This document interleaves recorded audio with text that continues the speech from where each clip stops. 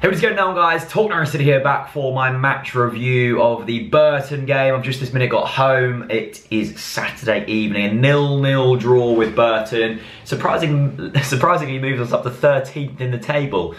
We moved up 3 places in the league table after one of the most uninspiring performances from a Norwich City side this season, and that's quite an impressive feat to say, considering the amount of poor performances we've seen this season. It was almost as unimpressive as the last time we drew 0-0 with Burton at home back in, when was that? September, October time. So not a great day at the office, that's for sure. Let's start with the very few positives. I thought defensively we looked quite good. I thought Grant Hanley was absolutely exceptional. That man has captain material. I think he was a really good bit of business to get through the door in the summer. Took a while to break into the team, but when he did, he's been absolutely excellent ever since, and he's actually really quick. That man has some serious pace about him, and as well as that, I'd love to see the stat, if anyone's got it to hand, of how many headers he won today, because he was everywhere, and if it wasn't for him, we could have quite easily gone on to lose today. So well done to Grant Hanley, and I thought Christoph Zimmermann had one of his best games in a Norwich shirt as well, so well done to him. Except for that, can't think of many positives except for that, and it's strange, isn't it? I mean, you do have to blame Daniel Farke today, you do, because, and I think probably one of Farke's biggest fans, but you look at the team he put out, and it's very, very questionable to say the least, and even 100% of the fans knew that that was a very bold team to put out there, you know. I was kind of like, that's risky, but we might just have enough to get past Burton. A lot of people were like, well, that's just simply not good enough, which is fair enough. And then there were a few people like, well, you know, let's just see what happens. So you beat Birmingham away from home, great win, 2-0, happy days. You go to Burton, if you probably play the same team, you're probably going to pick up a win. You drop your 4 best players in Alex Pritchard, James Maddison, Alex Tete and Jamal Lewis. Now, admittedly, yes, we do have a game now on New Year's Day, so it's like a 48-hour turnaround, but I'm not having any of that nonsense. It's not an excuse about fitness levels. If you're going to drop, I don't know, James Maddison, for example, which, you know, I can kind of see an argument in. He's played a lot of football this season. I'm still not completely buying into it. And then put Yannick Wilczka in. Let's get some width. No, instead he drops him for Marley Watkins, who had a shocking game, and brings Mario Vrancic into the equation. It was just all not very nice to watch.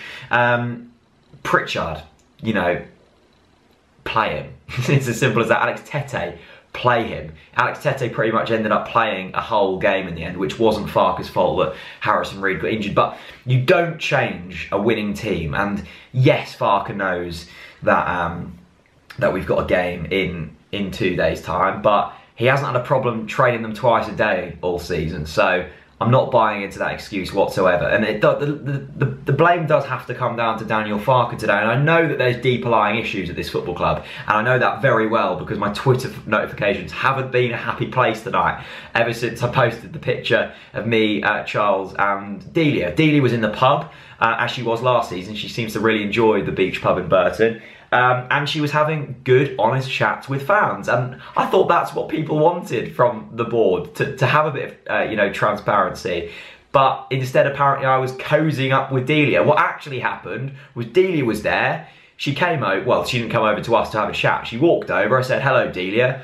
You know, we had a good, honest chat. I said exactly to her what I've said on here. There was no cozying up. We had a photo. We said thank you. And we said, see you later. We were being polite people and having a good chat about the football club. And I genuinely don't see a problem in that. And if people do see a problem in that, and the utter disrespect for Delia Smith is actually quite embarrassing from some fans.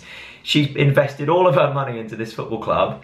And I know that it's probably time to sell up, and I'm pretty sure she knows that as well. She's not stupid. She is a woman who has made millions upon millions of pounds from a business. She's not stupid. She knows how the fans feel, and she knows that what we're seeing this season isn't good enough. But at the same time, let's look at this at a very basic level. This team is good enough and does have the amount of talent, and we are, you know, there is enough value in that squad. You look at Maddison and Pritchard, you've got £35 million worth of talent there alone on the market. So don't tell me that we don't have enough talent. There is enough talent there to be challenging for the top 6, and currently we are an absolute mile off. Now, yes, we've risked things with this transitional period, and I'm willing to still buy into it. But that's not Delia Smith's fault, and I don't want to make this into a Delia pie. I think Delia should sell up, but at the same time, let's kind of not lose perspective, and let's not lose our dignity here, slagging Delia Smith off after we draw 0-0 with Burton, when it's clearly not her fault for today. I know there are problems that are her fault, but let's just, you know, look at what we've seen on the pitch today, and you know, see what we've seen. In terms of individual players, I don't like to pick individual players out, but I'm going to do exactly that. Marley Watkins, abysmal today and hasn't been great all season, yet to score a league goal.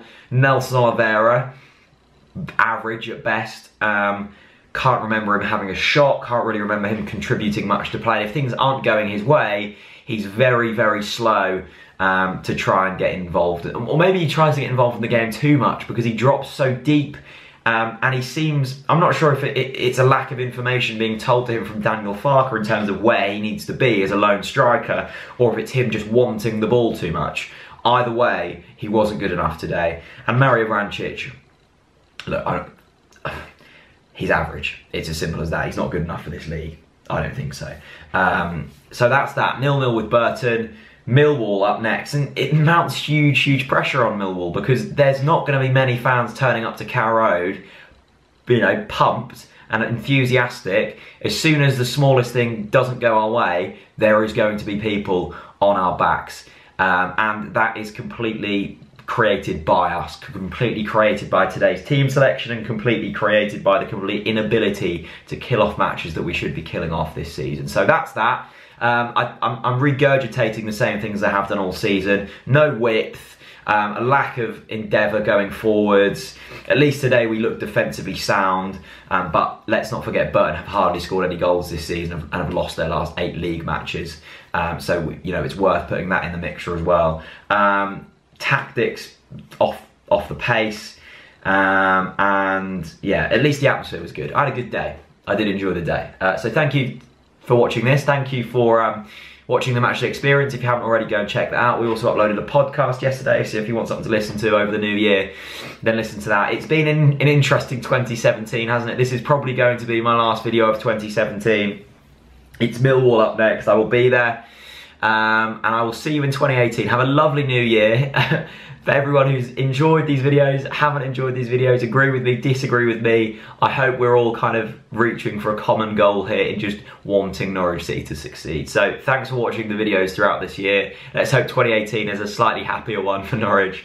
And yeah, have a good evening. See you later.